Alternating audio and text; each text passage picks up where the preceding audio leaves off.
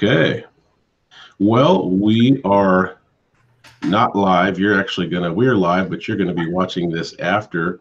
But I want to say tonight, I'm very excited about my guest tonight, Alan Sherrill. I met him probably, just after I got fired. He reached out to me through my YouTube videos and some emails and shared with me a pretty interesting testimony of his faith and also about his firing from a job at a Christian school that related to flat Earth, to the true biblical creation. And we got to talking, and he shared his testimony with me privately, and I wanted to bring him on down the road. And now we've been down the road a little while, so now is that time. And so I'm excited to have Alan as my first guest for this series on testimonies on my Fired for Truth YouTube channel. So I'm going to turn it over to Alan in just a minute, but I'll say this is part one, and hopefully we'll do part two next week. Tonight, he's mainly going to be sharing his testimony of faith and all that led up to that and some things in his life spiritually. And then the next time I have Alan back, he's going to move specifically into his flat Earth biblical creation awakening and how that related to his job experience and how that became, at least in some ways, a bit of a persecution and ended up with him being let go from his job, his contract not being renewed as a result of teaching what the Bible shares about creation. So it's my pleasure to have Alan. I'll introduce Alan Sherrill, and I'm just going to kind of turn him loose a bit and let him go through some points that he has for his testimony. Alan, welcome. Oh, thanks for having me, Nate. Yeah, man, I'm very excited. Yeah, so first time public internet-wise sharing my testimony, so a little nervous, but I just want to thank you, Nate, for having me on. And yeah, I after hearing Nate's testimony, I had the exact similar experience, so I kind of connected with him. Fired for Truth, I experienced that. I love truth, and we'll hopefully do another one and get into that. So when I contacted him, he wanted to know my background, before that, and I shared my testimony coming to faith just to give him some information. And that's when we decided, let's maybe break it into two. So I'm going to try and share my testimony here, Lord willing, and just share where I came from and how I came to faith. So here we go. Nate, anytime you need to interrupt, or you got a question, or you want to interject or speed me up or slow me down, just let me know. No problem, man. I'll jump in as needed, but I think you'll do a great job. So go ahead and just start it off for us. All right, cool. We good on volume and everything? Yep, I can hear you well. I think I can see you pretty well, so I think we're good to go. All right, so obviously we'll start in the beginning. A lot of people I meet that are Christians, they grew up in a church. Most testimonies, they grew up in the church, maybe kind of fell away, maybe didn't, but really came back to faith for a certain reason. But I grew up, well, I guess you could say I did grow up in the church, but not really. My parents were members of a Baptist church. And if you really want to look at how bad the Baptist church has gotten, just look into this church. It's Myers Park Baptist Church. Very liberal, but they were members there. I mean, they even said they left because it got liberal, but they were there when I was, a child. They were members, a young little kid. I actually went to preschool at the Marsh Park Baptist Church preschool. About the extent of my knowledge of God was a little song, oh, the Lord's been good to me. And so I thank the Lord for giving me the sun, the rain, and the apple trees, But that was all I had. I never really grasped or pondered it too much as a really young kid. My experience in the church was that it was creepy. It was an old cathedral type like church almost, and it was dark. It was kind of dingy, and at least to a little kid, stone everywhere, and then men in long robes walking around it, and then everyone standing and singing, even though they seemed like they hated it, But I was just a fidgety kid, grew up very worldly with video games and toys and very loving family, but just given all kinds of entertainment and stuff. And my parents never talked to me about God. So my little experience of church was a little bit when I wish I could put an age to it, you know, probably 5 or 6, I don't know, but I would fidget in the seats, you know, when they were up in the pews in the back. And then I would say, I gotta go to the bathroom, And so they would finally try and quiet me, go ahead. And I would run out the church doors, go around the corner, down the stairs, and down this underground hallway to the rainy day room, because I went to preschool there before. And so I knew where all the toys were and where to play. So my church experience was dipping out of church and playing in that little rainy day room and trying to time it, get back right when it gets out. And those memories are very vague because I was so young. And they even quit going, man, I was probably 7. I don't know the age, but I was too young to be rational about God or comprehend or even learn something from a sermon when they quit going to church. So really what they fed me was, you know, they put me in a private school, a good private school. And so you're getting that aspect, which there's no God in these schools, you know, but really, you know, remember young watching, you know, Die Hard and Rambo and all these, you know, action movies, our movies when I'm a little kid, because I had a little older brother and our babysitters, you know, were like younger men that would watch these things. So I'm getting worldly entertainment. You know, we get Sega, video games, you know, love comic books, love art, drawing, fantasy, cartoons. So all this stuff is flooding my mind. And at a very young age, I drew a distinction kind of between the fantasy and real life reality world that you walk in, you know? Yeah. So let me see where I am here in my little notes here. Basically, I gleaned about God what I got from the culture. I knew that people believed in God, but I didn't really understand who's God. What is that? I was too occupied as a kid with my video games, with my fun, basketball, doing what I wanted to do, right? So when some of these thoughts started coming up when I got a little older, you know, 3rd, 4th, 5th grade, you know, and I'd go to the dentist or something per se. And I remember finding a book, you know, one of those children's picture Bibles or whatever. And there's a picture of Noah's Ark and all this stuff. And I grasped, you know, this is Bible stories. I maybe said it on the cover or something.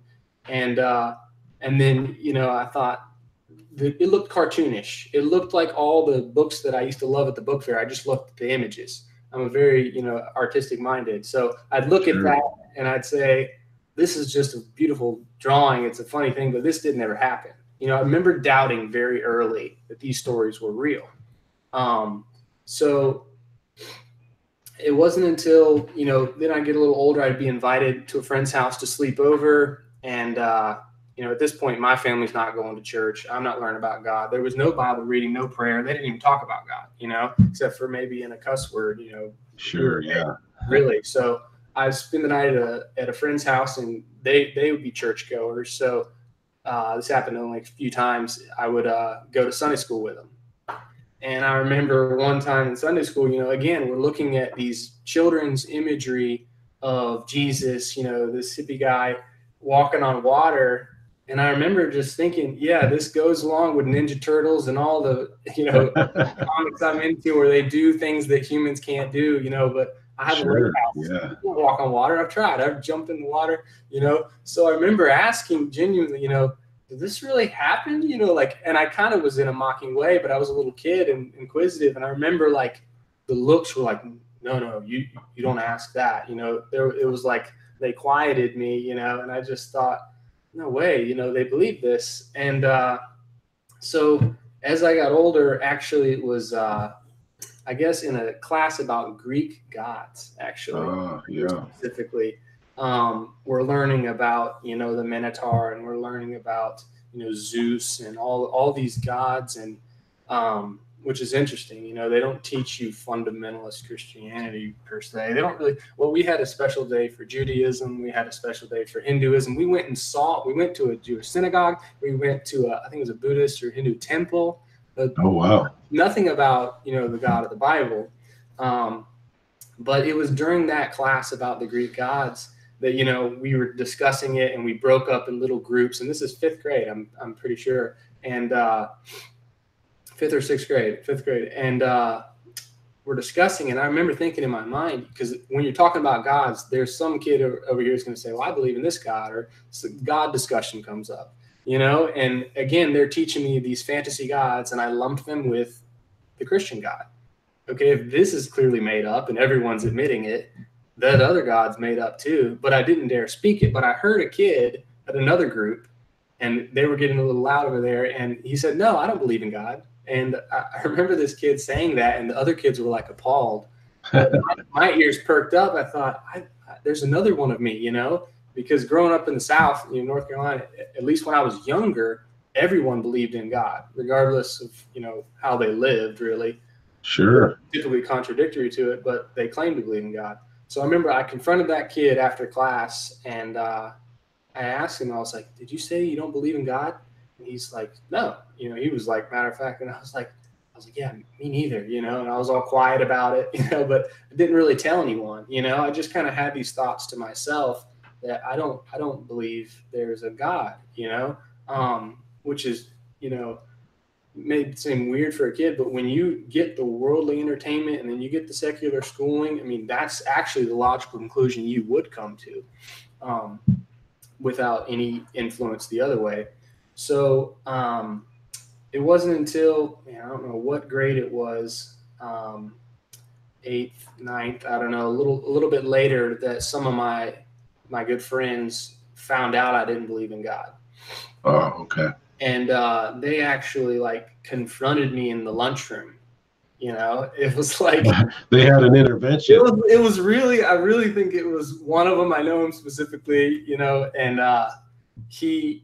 he kind of was like the lead of the spear, but there were a few others that were like kind of there, like that agreed that they believed in God and wanted to know my answer, you know, like tell us the truth. And then I know there was a few that were kind of on the outskirts that were just kind of listening to the conversation, but in a way might have agreed with me now that looking back. But for the most part, it was like one and a few others grilling me, saying, you don't believe in God? You know, it wasn't like explain why not or this or that. It was an attack of, I can't believe you're like, you don't believe in God. Like that was some impossible act. Yeah. And, sure.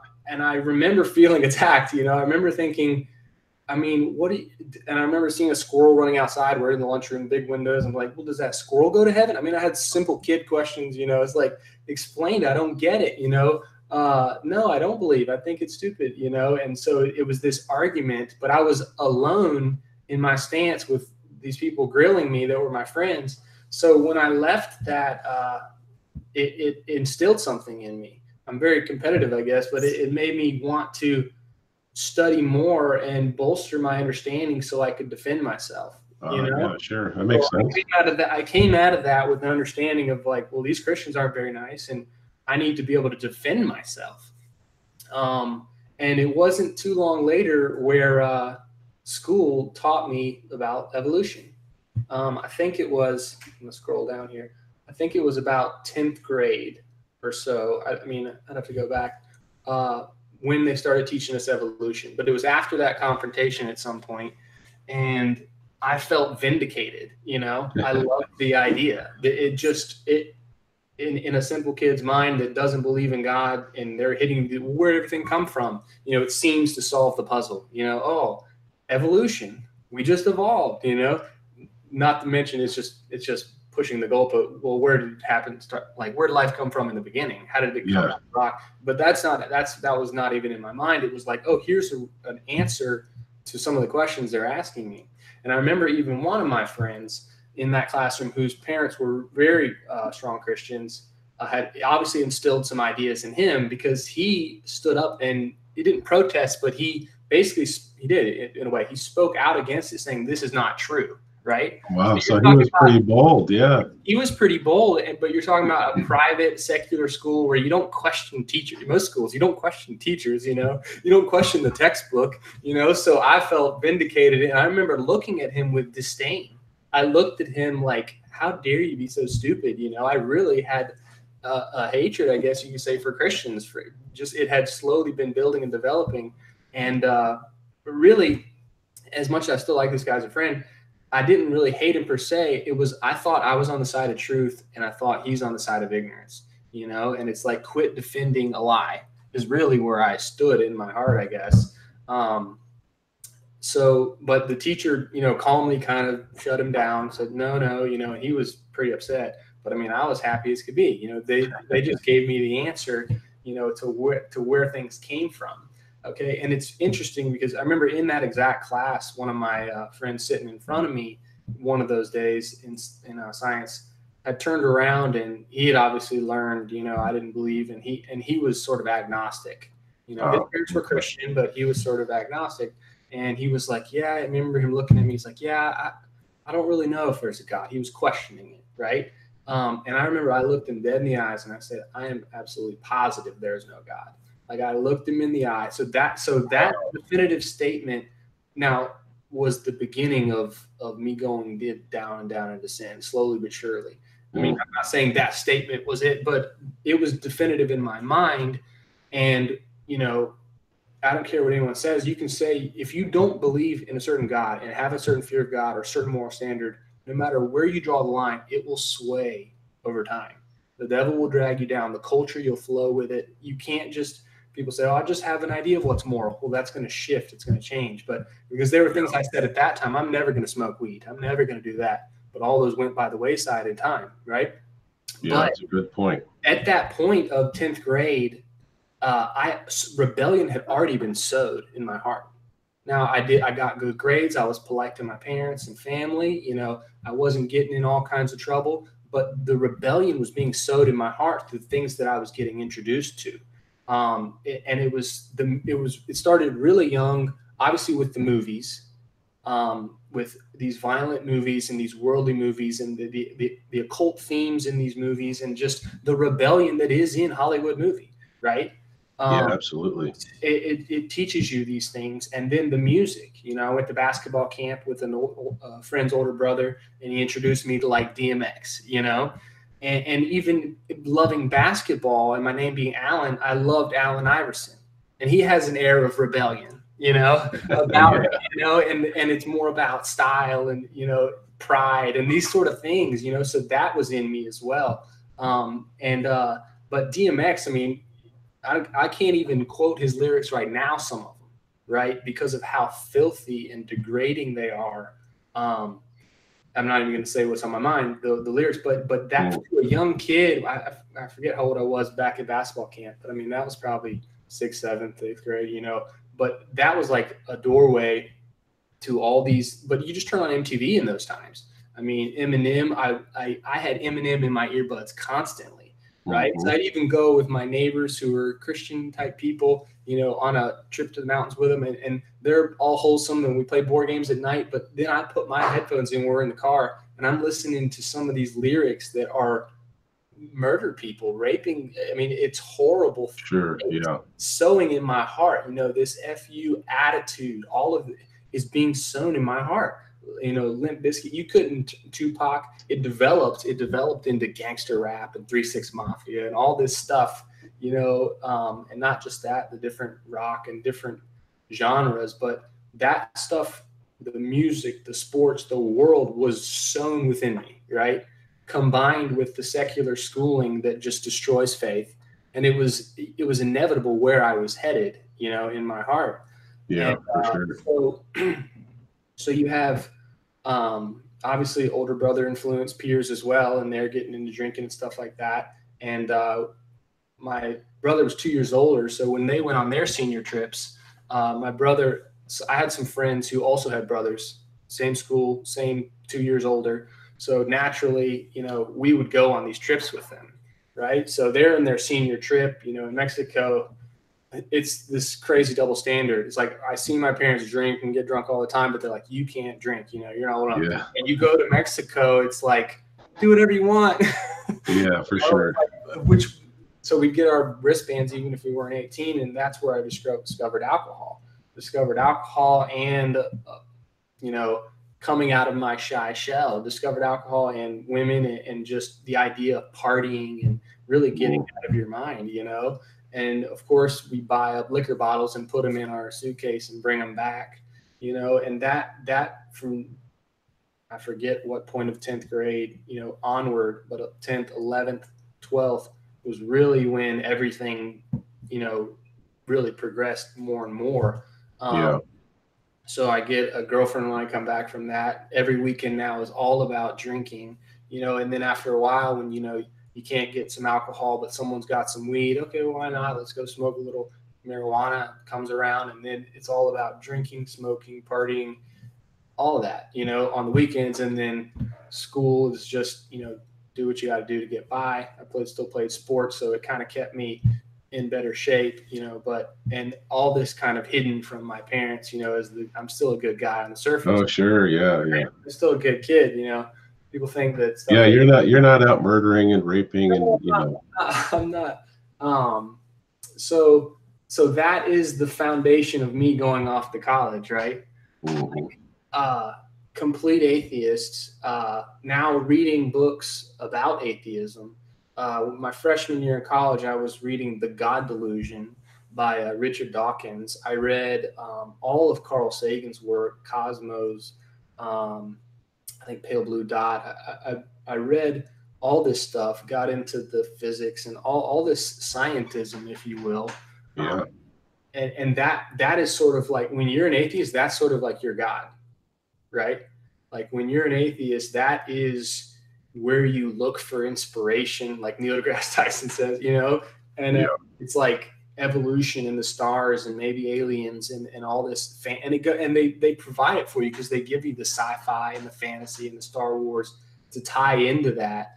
Oh yeah, I mean, it just helps your imagination just roll with it, and with all the technology and stuff, everything seems so real. It's like, oh yeah, that could really happen. Like we could really travel on a spaceship to Mars and beyond. Yeah, exactly. Explore the stars. But at the same time, all those books just reinstilled what I already believed. Yeah, there's no God, and these smart geniuses. I mean, I'm a dumb 10th grader or senior going off to college, and these PhDs and all these smart men are putting in words half that I can't understand, how, we evolved. I had like the Cambridge Encyclopedia of Evolution, and I'd show it to people as like proof, like, look, Cambridge like figured it out, like all these fossils, like could I really have a fraction of that book, just flip through it, but I had it as like evidence, but I really did get good at belittling Christians, because you read The God Delusion, you read all this stuff, and you read, all this work by these atheists, and really all you do is you just question just like Satan did in the garden. Did God really say? You just say, oh, really? He walked on water. You just question that, or you pull out some obscure verse from Leviticus. Oh, you want to stone your kids? That's all they do. They mock it. Mock it, and then they say that's fantasy, mock, and then they show you their evidence and proof of science. We've proven this. We know this. The smartest scientists in the world. We figured it out. So it really is deadly. What they feed you. So basically, I did. My roommate in college, I had known him since kindergarten, but he was a Christian, albeit he liked to smoke weed with me and drink with me, but he still believed in Jesus. He was still holding on to something from his childhood. And that freshman year, I mean, I about destroyed that out of him, and didn't help my other roommates with it either. I mean, I was like the guy who had the weed, just bringing them into all kinds of stuff. And it was nothing but, my grandfather started a family business. So that was always the future. And my dad just said, just get a degree. Right. So I thought, I just got to get through this, get a degree, and I got the rest made. I'm going to enjoy this time. Right. And oh, yeah. See, you were thinking, hey, man, this is just gravy right here. Yeah. The past 2 years in school, I did the bare minimum and got fine grades. I can do the same thing here. And now I don't have to worry about my parents. I don't have a curfew. I can do whatever I want. It's free reign. And sadly, that's what college has become for a lot of people, is just the hazing, the fraternity, the stuff that they do, it's like, it's ridiculous. These kids going off, I mean, even in the Bible, it was like 20 and up was people ready for war. And that was probably when they're trained in righteousness and understanding and stuff. And we send these, watered down, because they've watered down the education, immature kids off to these universities where they're brainwashed by these liberal teachers and stuff. And then we just get free access to alcohol, whatever they want. I mean, it's a dangerous place, really. But But so that's all I did was just drinking, smoking, playing video games, loved video games, right? You know, the sci-fi ones, the shooter ones, but, and just eating garbage, right? Order pizza, do that, and then just go to class here or there, do the bare minimum. Well, it doesn't take too long of that before it really starts to affect you negatively, right? So it was because I was, you know, always playing sports and somewhat athletic. I valued my physique. I valued, you know, being athletic. It was like one of the things I was good at, always good at as a kid. So it feels good to be good at something, you know. But it was like after these couple first years of college of just straight being lazy and partying, I think I went home, you know, once and my mom told me my face looked a little round, and I was like, oh, I can't be gaining weight, you know.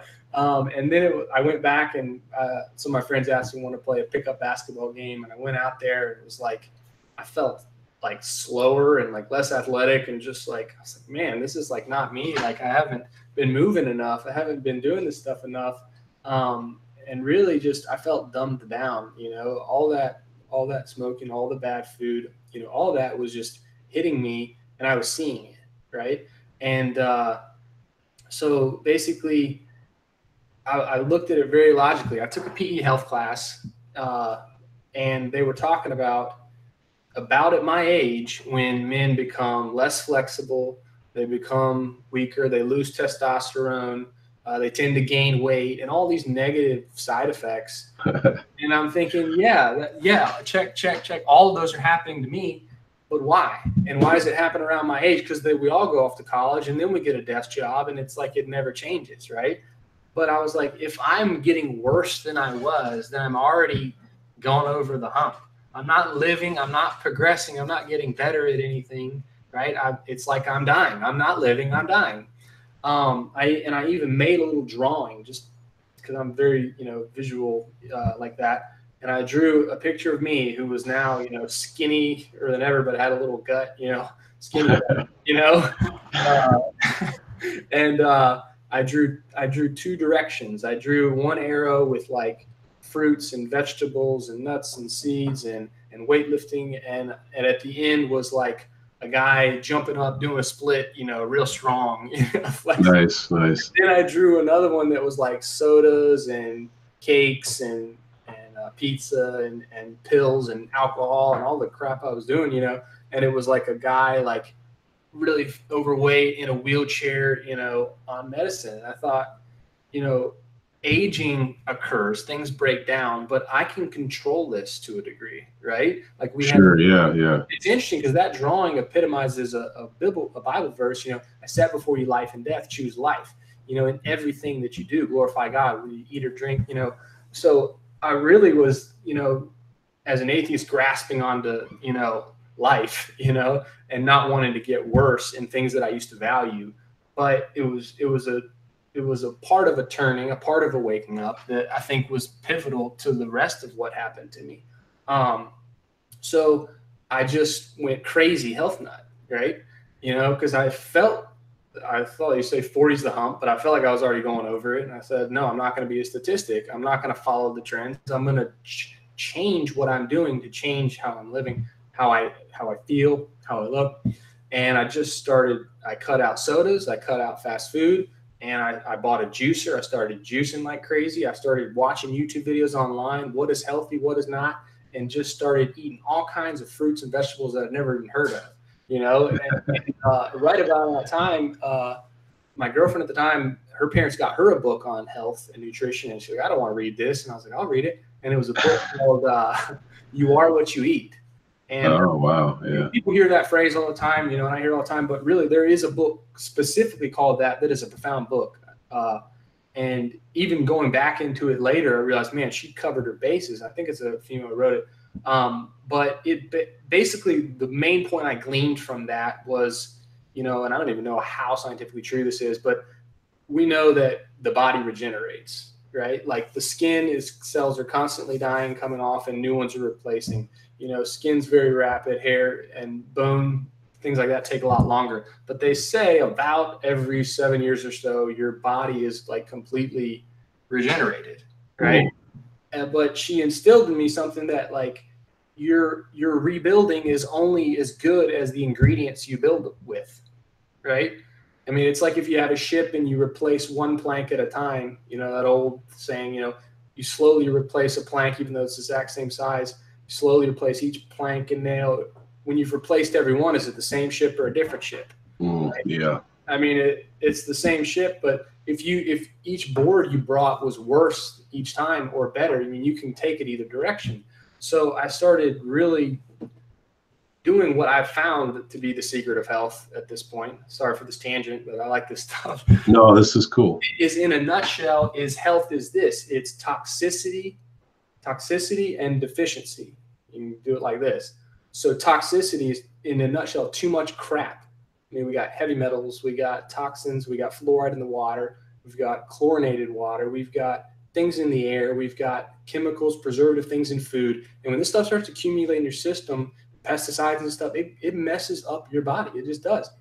And then deficiency, not enough vitamins, minerals, and micronutrients. And minerals are really, because there's not in the food anymore, and they're really only feeding it NPK, nitrogen, phosphorus, and potassium synthetically, and they've all but absorbed all the trace minerals. And so what looks like a tomato, smells like a tomato, tastes like crap because it doesn't have the minerals and it's not organic, and then it's covered in chemicals. So you got toxicity and deficiency. So I cut out the inflowing sources of toxicity, eat 100% organic, and quit using Febreze and all these things that have known carcinogens, quit using the deodorants with aluminum, started really just chopping out all the entries of toxicity, and then started putting in nutrient-dense leafy greens and fruits and vegetables, you know, good meat, grass-fed beef and butter. So you flip the tables, right? So you get rid of the toxins. Once you stop putting them in, your body actually wants to heal itself. It'll start detoxing. And then you start putting in what it needs. It assists that detoxing.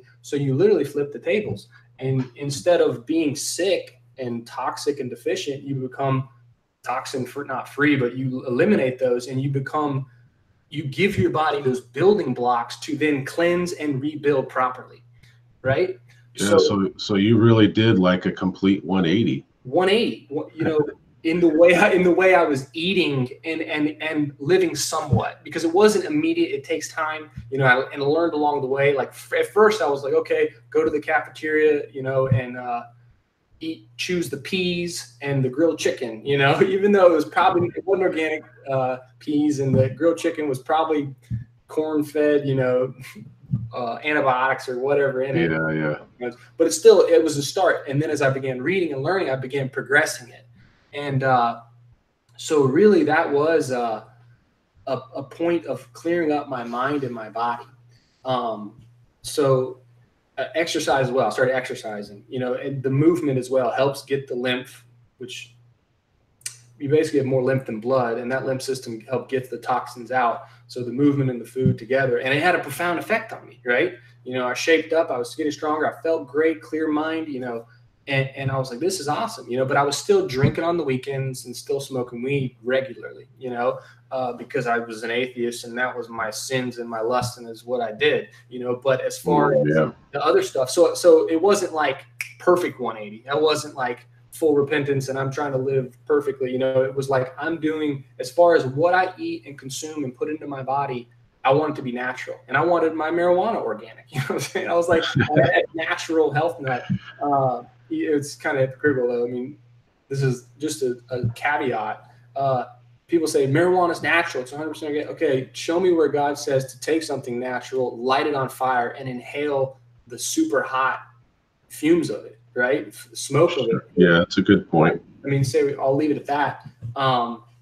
And poison ivy is natural too. So sorry about that. So really what happened was it cleared up my mind somewhat. I mean, as much as it can when you're smoking weed all the time, you know, but it really did clear up my mind. And I started really studying, you know, obviously starting with the food and the water, which this opens you up to conspiracies. It opens you up to things that's going on. And I mean, I took an environmental science class at NC State, you know, where I went to college, and it itself just through facts showed the toxicity of our environment. I mean, they're trying to push it to this, you know, kind of where I was. Actually, I didn't put this on the thing, but it led me down almost a radical environmentalist path, because you get kind of angry with the stuff they're poisoning you with, but then you also think they're doing it to the earth. And, you know, the atheists sort of, and the environmentalists sort of have this idea that humans are like the plight of the earth, right? They're like, not all of them, but that sort of comes about as like, we're overpopulating and we're toxifying everything, and we're like a virus on the earth, right? As opposed to God made the earth for man, because they say, you know, if man died off, the earth would thrive and the animals would do great. It's like, well, he made it for man. It's ridiculous, you know. At the same time, I understand where they're coming from, because, you know, when using all these synthetic chemicals and the pesticides, it goes into the water, it gets into our water supply, it harms us, it harms the people, and it harms the environment. So it's not good. But, you know, I started reading a lot of books in that vein. The conspiracy door really opened up. Well, I guess I should go back a hair a little bit. So when I started realizing all these things are toxic, why was I not told this as a kid? Why was I not told how to properly feed myself? Why was I not taught simple, basic things, you know, that this is not good for me? And you find money interests and you find all these things. And then hemp alone was a conspiracy in and of itself.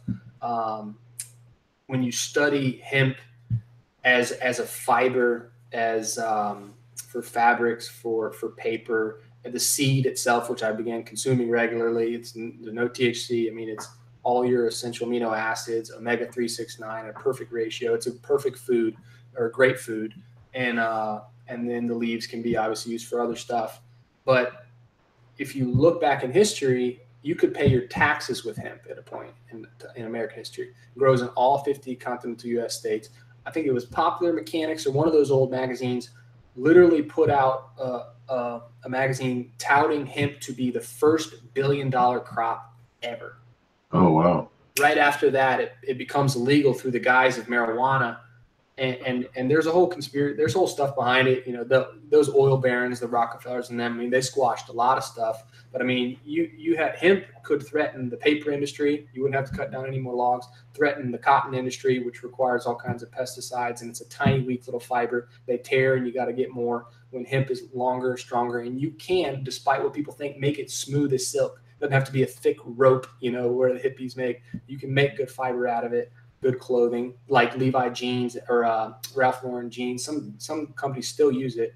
But so you have these major industries, and then fuel. Henry Ford's first car was made out of hemp composite fiber, and it ran on hemp fuel, and he called it the car that grew from the earth. But your school doesn't teach you that. He would take an axe to it, his famous axe test, to tempered steel. The axe would embed in the tempered steel, which is what we use now pretty much.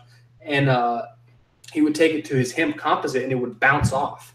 And the proof of this, even not only does history bear it out, but they made a Lotus Elite, or a type of Lotus in modern times out of hemp composite. And it like in the crash test, it like bounced back to its shape. Like it performed amazingly. Wow.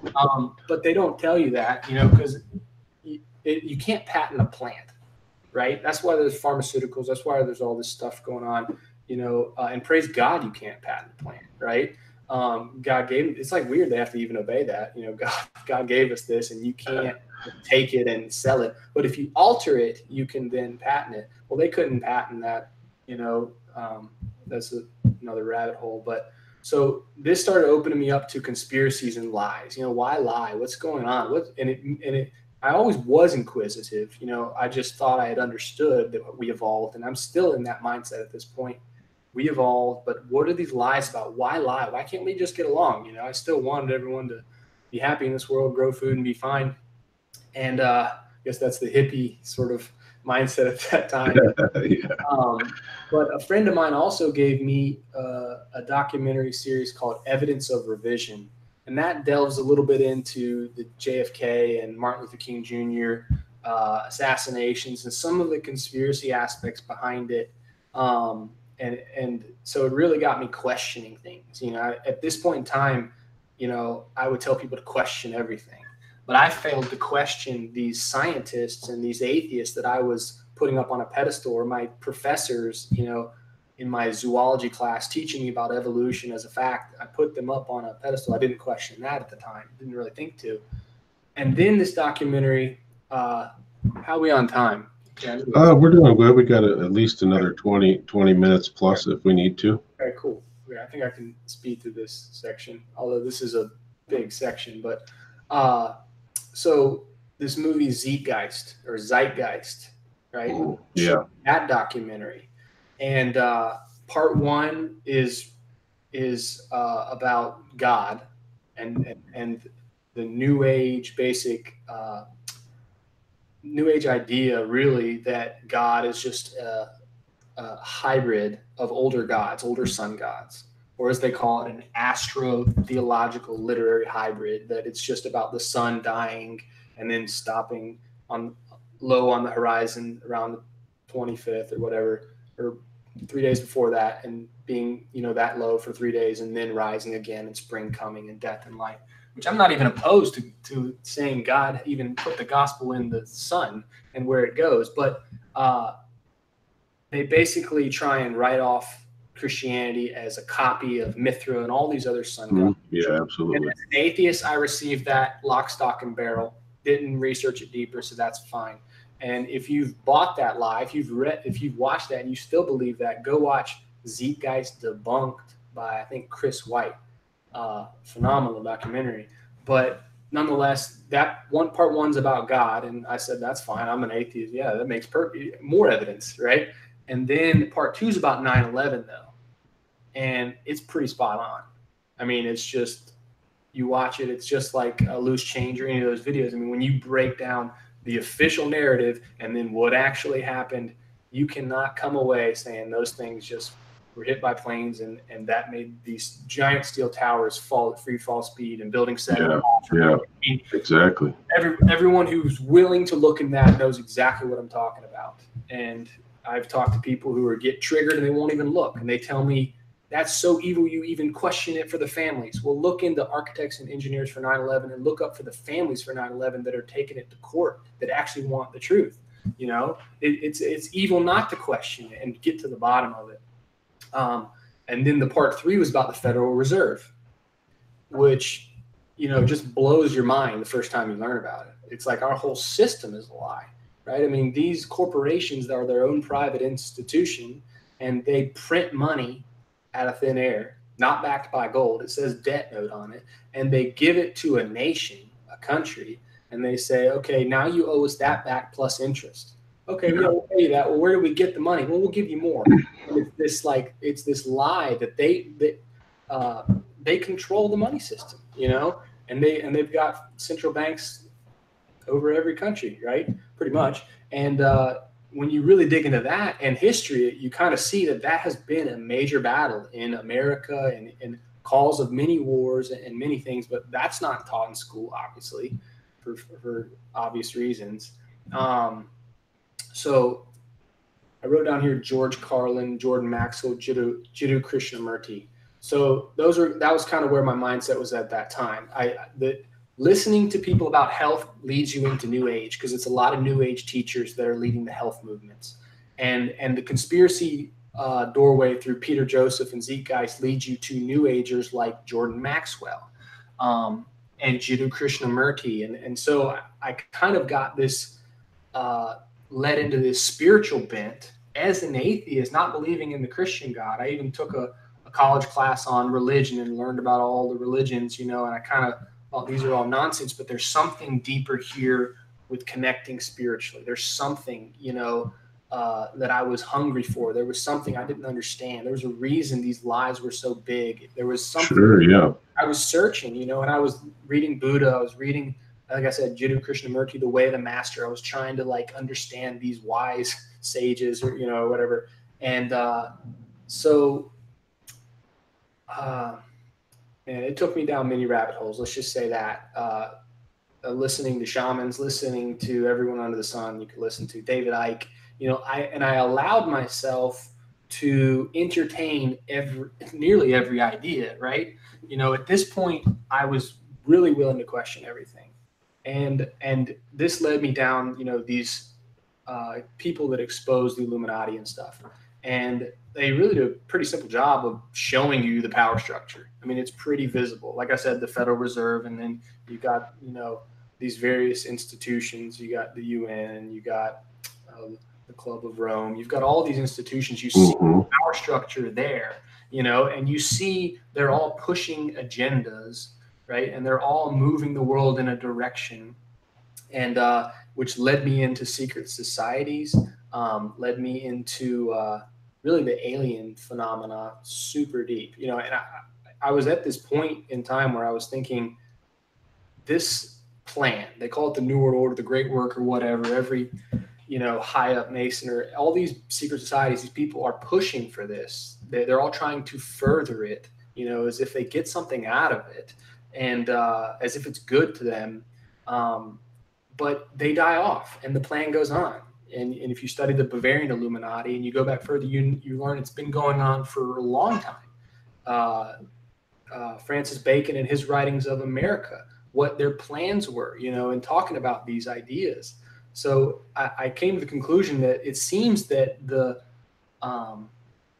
planner of the main plan, this evil plan, or the ones who are pushing it, seem to be above men, seem to be outside of men. It seems to be more overarching and almost supernatural, if you will. But at this time, believing in evolution, believing in the globe, believing in all that, the only thing I could ponder was it's got to be like aliens or something control it, because this is just too weird. The lies are too evil. It's too inhuman. I don't like it. But something is controlling this force or this movement that has many evil arms that go into the food, that go into pharmaceuticals, that go into many agendas. So that led me into basically to continue searching, and led me to William Cooper. And William Cooper was a guy, here we got a little time. He wrote Behold a Pale Horse, but he was a military guy, was in Vietnam, and then I think he was in the Navy or something. He had an encounter with some sort of alien sighting or something, and he even had a lot of stuff come across his desk that they were giving him about alien documents or whatever.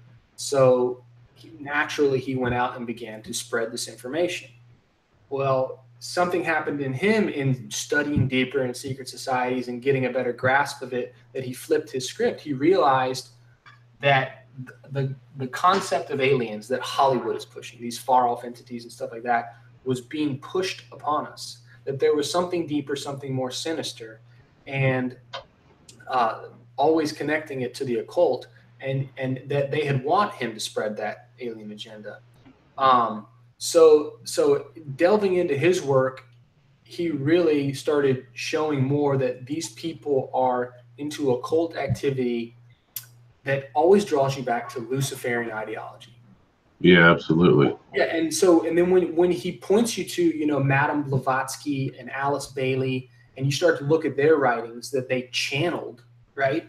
And then you find out those are the foundation of the New Age, right?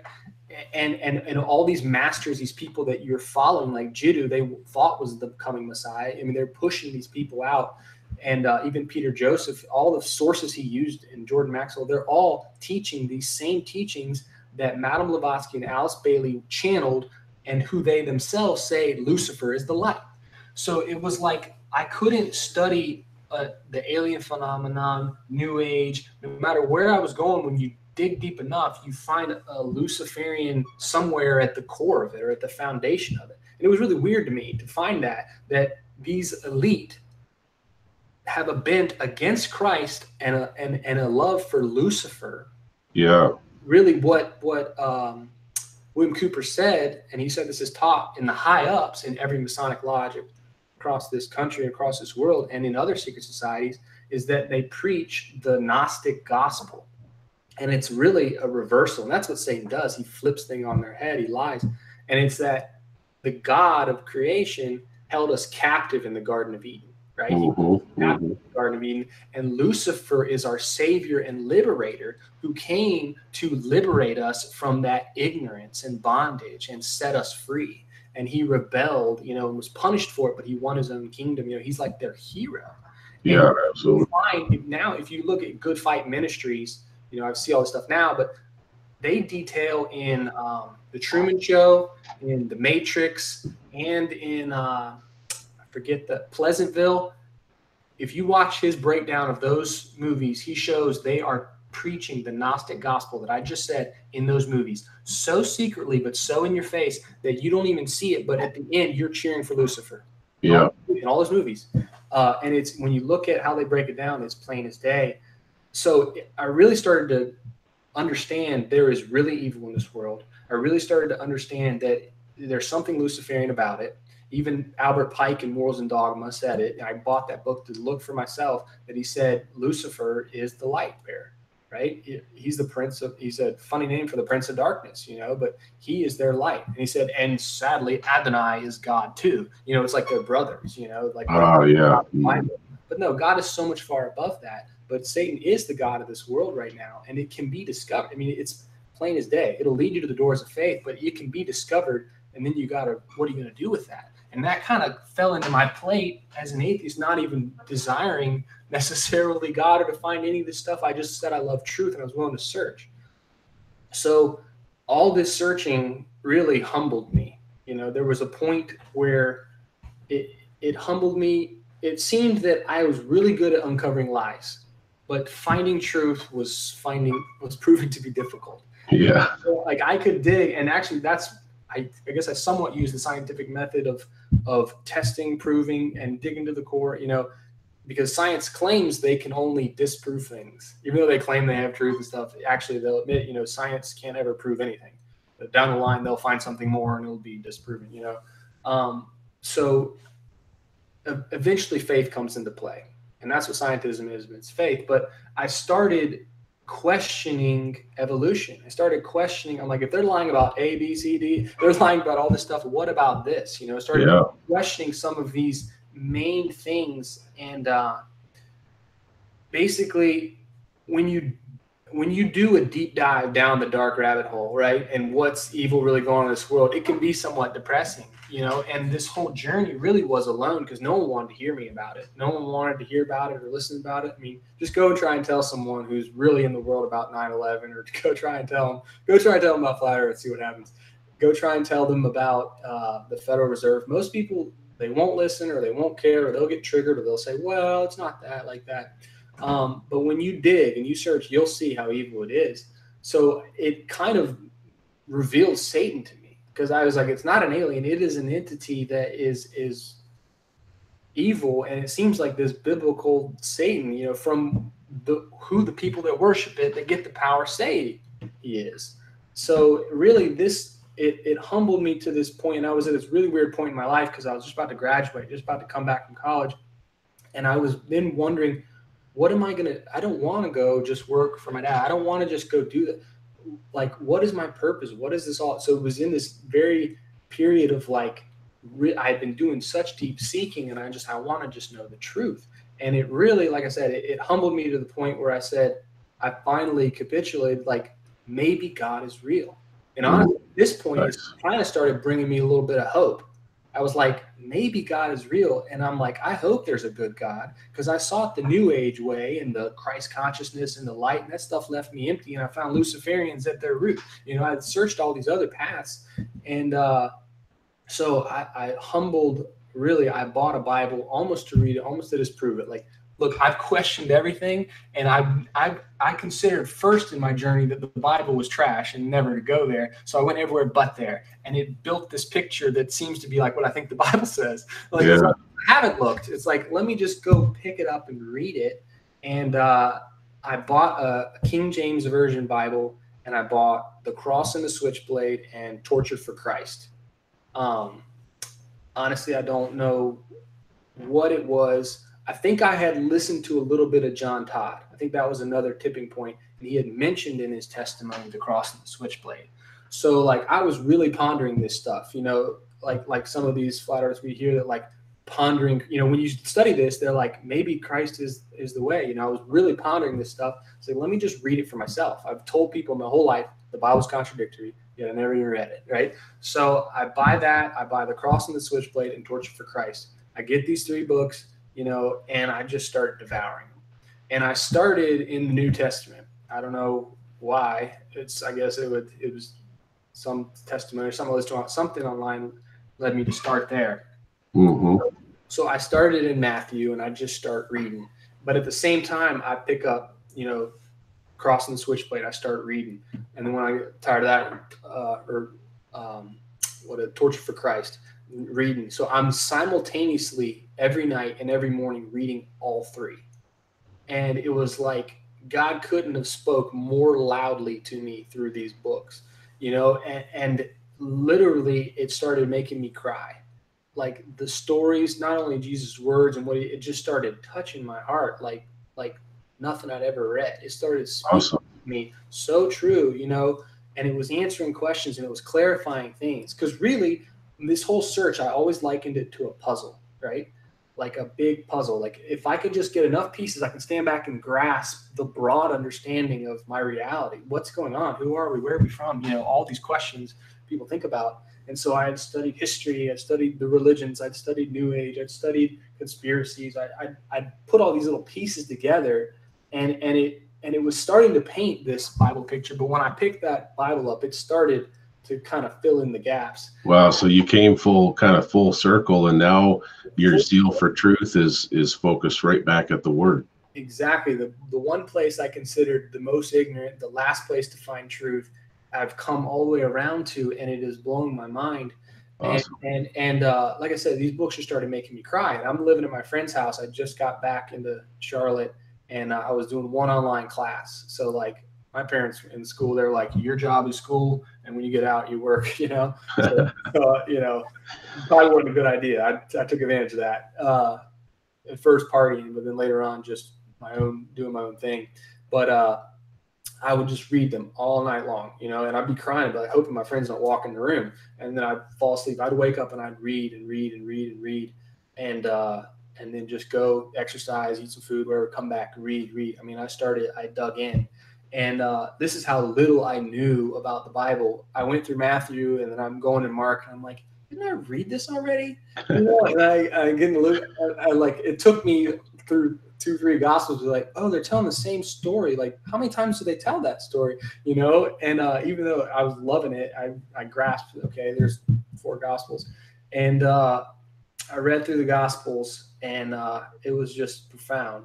And at the same time, I'm reading those other books. So Torture for Christ is giving me a view into the life of Richard Wurmbrand, who's in communist Russia, who was literally arrested and imprisoned just for believing in God, and who's tortured by atheistic guards claiming I'm the devil, while they beat them, and wow. The irony, and not even believing in anything, yet they're saying that, torturing Christians, and the way the Christians loved the guards and prayed for the guards, and even led some of them to convert to Christ and be cast in the prison right next to him.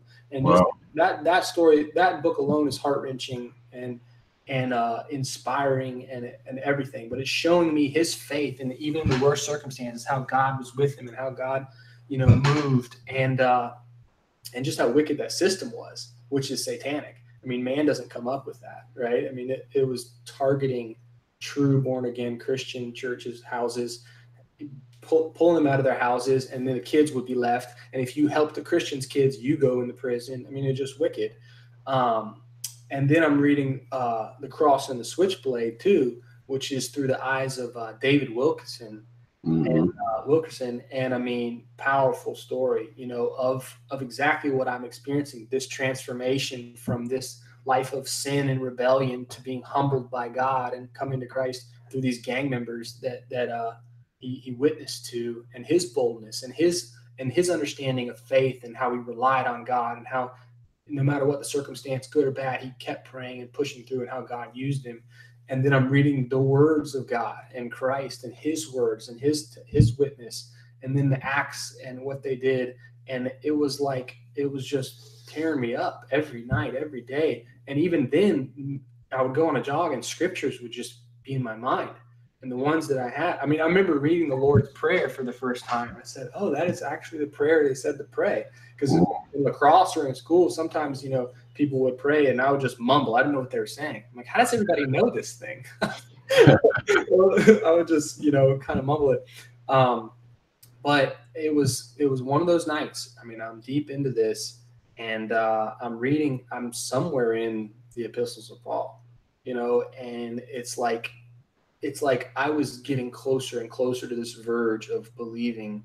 I had seen enough of the evil. I had understood its source, and I had come to this God seeking and reading his word, and he's speaking to me so much truth, and a lot of it's convicting as well. But something happened this night. I can only describe it as like a revelation, right?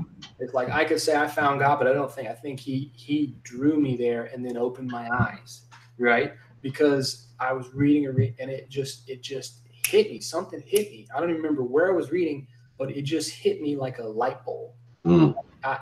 My eyes were open for the first time ever. That it wasn't just like I think God's real. It was like the opposite of when I was certain there was no God. He's real. Wow. And not only is God real, but his son he sent to die for us, and it is real. All that he's written is real. What he's speaking to me is real. That even in my sins, he came and died for me. And I'm telling you, it was like he was right there in that room, not visually, but I felt like his presence was standing right there. And amen. And I just grasped and saw how good he was, how pure he was, his light just like shining. And it reflected on me and just showed me how wicked I was, right? In the depths of my heart.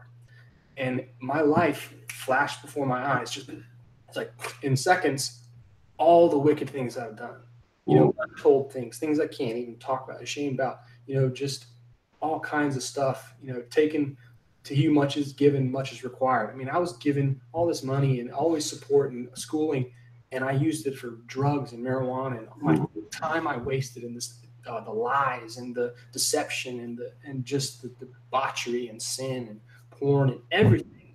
It just convicted me to my core, and I like blew up, unleashed such a torrent of weeping that I've never experienced. Wow. Even until then, I never experienced.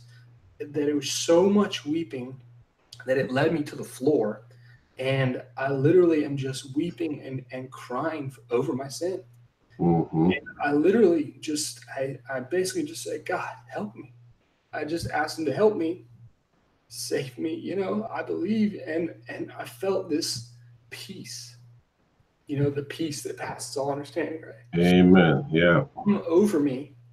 But I was still crying, but I was now smiling. It was tears of joy now.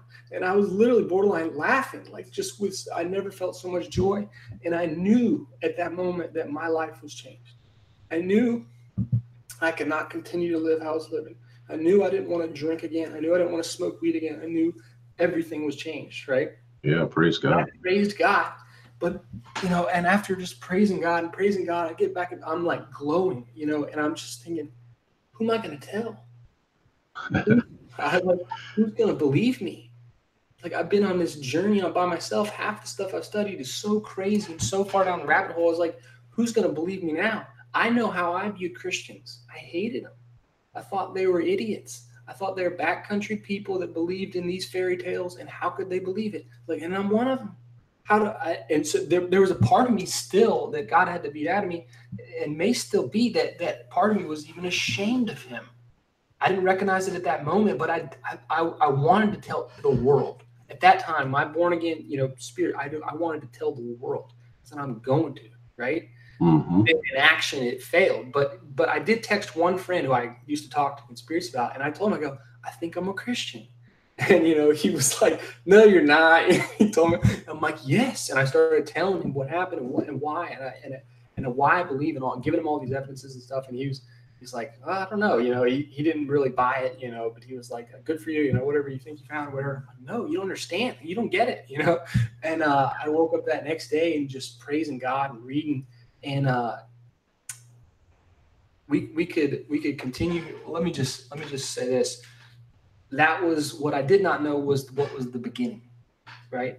Because when you draw a line in the sand and you choose God, the devil comes at you harder than ever. Yes. And that's not taught in church. That's not taught that, yes, you have Christ now now the war really begins. You really need to obey Christ. You really need to walk in that light. You really need to learn and fellowship and all these things, and profess your faith and confess your sins and walk right, because the devil will take advantage of every slip at this point, because Sure. you're a born again child of God, and so you are a threat to the kingdom of darkness, right? So he wants to pull you back in that bondage. You were ransomed by the blood. You just got set free from prison. He doesn't want to let you go.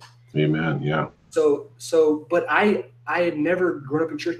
All I knew was I just read most of this New Testament, and God revealed himself to me. And I finished the New Testament. I started in the Old. I read the whole thing, and I just started growing in God. And so at this point, you put your faith in Christ. You had complete belief in his word and Jesus as the Son of God. And so this experience just kind of continued and helped you to grow in your faith. Well, let me just explain this a little more, because Sure. What then happened was the weekend would come around, and I was always shy. I was always wanting to please people. I always kind of put on this front around people. I'm the nice guy, I never mad at anything, just chill out or whatever. But now I had this radically new me, right, inside of me, and I didn't know how to express it, because I never knew how to express the real me before. Sure. So when the weekend came around, I'm like, okay, I'm going to try and tell my friends, and they get back from work, whatever, like, they get the beers out, the drinks out, and like, you want a beer? And I'm like, I got to tell them about God, and I'm afraid. God later showed me I was ashamed, but I didn't know how to. I wasn't bold enough. I was afraid, and so I'm like, okay, maybe one beer, and then maybe I'll get a little loose. I'll tell them about God. No. I got drunker than ever, you know what I'm saying? And the next day I'm weeping on the floor before God. God, I don't want to do that, repenting again, So it became this struggle with me trying to grow in this and express this, yet giving into the world and my friends. It was this immediate tug of war that I was not ready for. And it led me to conclude I have to separate from that. I have to get out of here to grow in my faith. Yes. For some reason I cannot overcome. For some reason I cannot profess to them Christ. I cannot man up. And that is when, at the same time, my dad wanted to help me get a house at this time, and obviously start working for him. And I kind of dropped this on my parents. I think I want to start a farm. And that came out of purely, I want to get as far out of Charlotte as I can, as far away from my friends as I can. I did want to know how to learn how to grow food. I did want all of that. And believe me, I believe this is all God's will. And I prayed, not my will, but your will be done, again and again. And he believed me, he led me out of there. But he let me a little 45 minutes, a little more out of Charlotte, so that I could grow in my faith, so that I could profess my faith to them. And I slowly departed from their life. Some of them are still mad at me. Some of them still don't even fully know this testimony.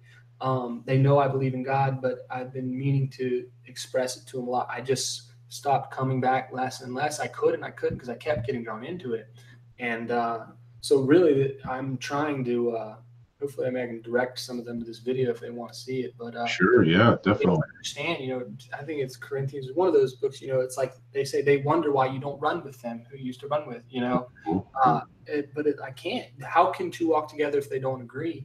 And so since I came out, it's been 7 years living in Kings Mountain, and it's been quite a journey. And wow. Glory to God, he is merciful and slow to anger. And amen. And he's so patient with you. You were, in a sense, you were kind of wandering in the wilderness there during that, full-on atheist blitz. And isn't that amazing? God knows exactly what each of us needs to come to that point of decision. And what a powerful testimony that what brought you to actually consider the Word of God in seriousness was that you had gone so deep down such a dark rabbit hole that you ended up seeing the evil. I mean, you actually came to a faith and understanding of the evil that's in this world through Satan, through the deceiver. And God actually used that to smack you upside the head and say, wait a second, if Satan is real, and I can see the effects of him, if Satan is real, then I need to take another run at God. I need to reconsider this. And you actually went into that study of the Word and these other books that shared testimonies with just as much vigor as you had before. And coming kind of full circle to that and having that experience and putting your faith in Jesus. And man, it's an awesome testimony. And yeah. And it's ongoing. I mean, that's the thing. Like this, like Paul talked about that. Like I beat my body in subjection so that I'm not disqualified. I mean, we don't have to get into some theology stuff, but Jesus himself said, "Those that endure unto the end shall be saved." I mean, it is a daily battle, and there should be a progression.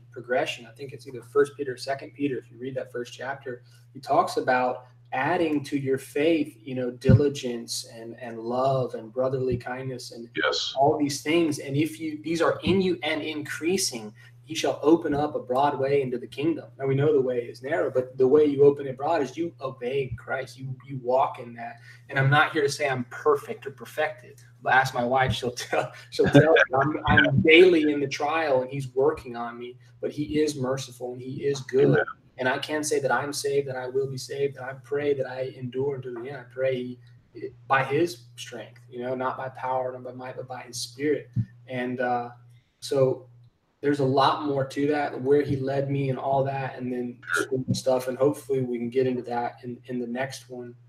Yeah, so the next time that we do our recording, if you want to share a little bit more about that, and then I want to make sure that we definitely save time for you sharing about your position as a teacher at a Christian school and how you're coming to the knowledge of the true biblical cosmology really through puts you in a decision mode where you decided that, you know, you needed to teach the truth. And I'm not gonna spill the beans, but I'm really looking forward to that testimony as well. And I'm very excited that you know, that you were able to come on tonight with me and share about that. And I know, you know, something like this could probably, you know, you could probably spend 4 or 5 hours discussing, but I think that you've done a very good job of kind of just outlining those important steps. And for me, you know, I think that the biggest takeaway is as I mentioned a few minutes ago,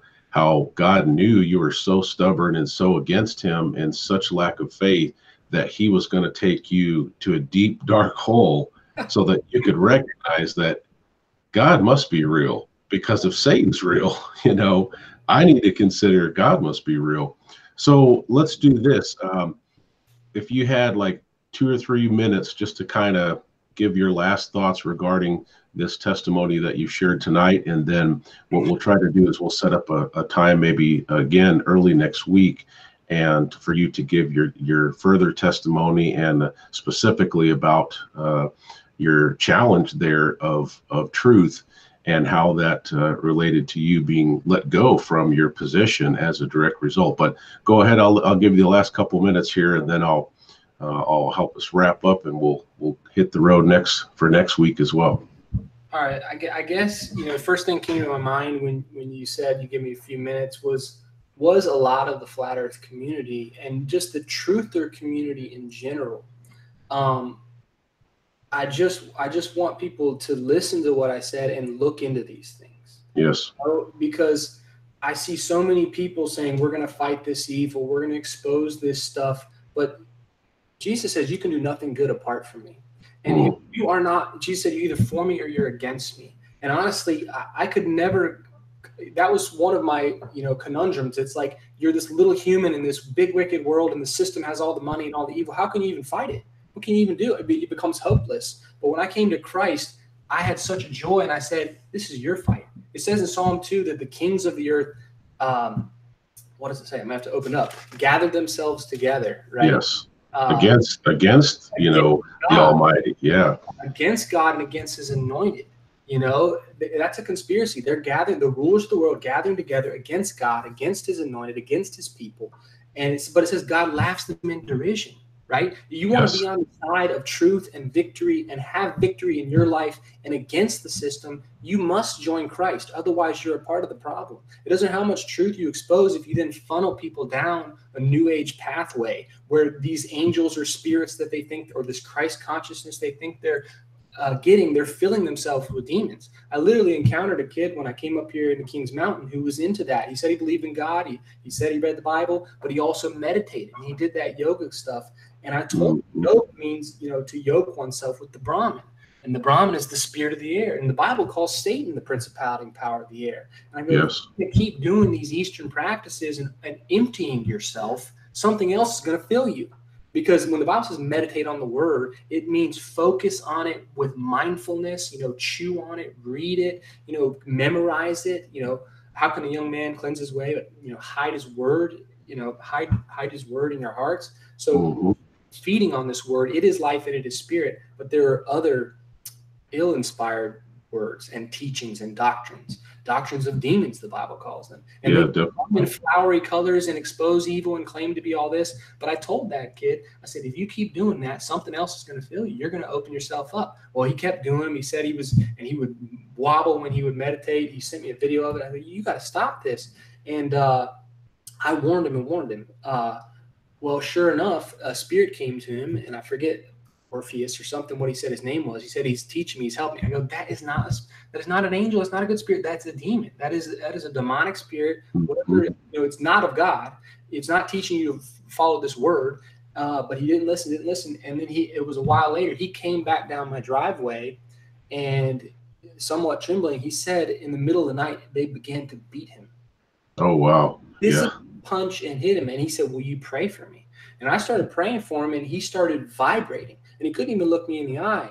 And I asked him to give his life to Christ, and he wouldn't really do it. He wouldn't really say it. Later down the line, he said he did, but I haven't communicated since then. But he walked away shaken, and he knew he had gotten into something. So it has a pretty face, but it can draw you down the way, And then a lot of the other truthers, they want the Christ consciousness, or they think they can achieve.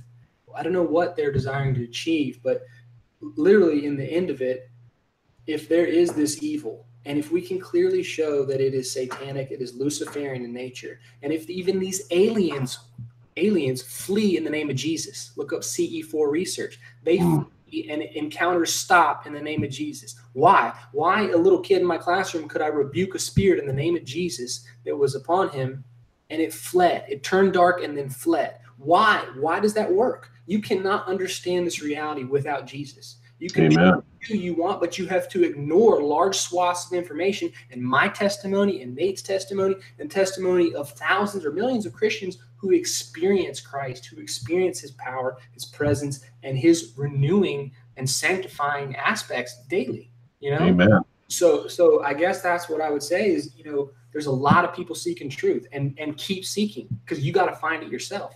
And I had to dig deep to really get there. But I tell you what, it leads you to the door of faith. Oh, yeah. You got to walk through it. You got to test the word, and the scriptures are clear that, you will seek me and you will find me. But the stipulation is when you seek me with your whole heart. Yeah. And it sounds to me like you came down to that point eventually through the word where you did seek him with your whole heart. Yeah. So why don't we leave it at that thought, because that's really a powerful thought for anybody who's listening, and maybe even some of your friends from before, that may end up watching this, to consider that, to do as you did and many others have, to seek God with their whole heart and to test these things out and seek these things out and dig for the truth. God promises in his word that, about asking and seeking and knocking, and you're going to receive, you're going to find, the door's going to be open. And so, man, it's a powerful testimony. And I'm really, really excited that we finally got down to this point of recording it. And most of that's on me because, my life was a whirlwind when he first contacted me. And it just every day is a new adventure in the Father, which is exciting.